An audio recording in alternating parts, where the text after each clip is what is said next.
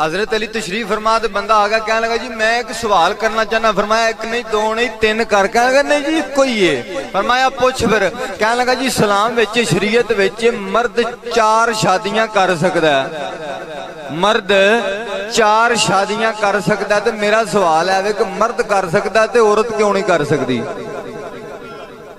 मर्द कर सकता है तो औरत क्यों नहीं कर सकती? आप मुस्कुरा पे। फरमाया कि बड़ा भांडा ले आओ, बड़ा भांडा लिया। फरमाया 4 छोटे भांडे भी ले आओ, 4 छोटे भी लिया। जो सारे इकट्ठे कर लेना आपने फरमाया पानी पा वड्डे भांडे च, वड्डे भांडे च पानी पाया। फरमाया हुण इंज कर वड्डा भांडा चुक ते जेड़े 4 रखे नहीं ना ये थोड़ा थोड़ा इन्हां च पा। हुण पानी लगा चुकन ते पहले प्याले च, दूजे च, फिर तीजे च, फिर चौथे च। जे तू चौं च पा लिया ना, फरमाया पा लिया जी हजूर पा लिया। फरमाया हुण प्याला चुकदा जा ते फिर लुद, प्याला चुकदा जा ते फिर लुद।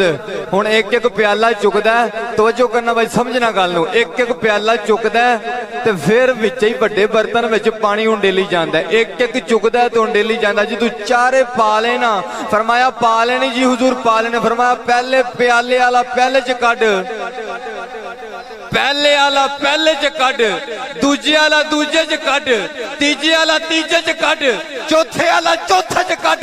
कह लगा हजूर इंज ते नहीं ना हुंदा। फरमाया चलिया जे इंज नहीं हुंदा ते उंज भी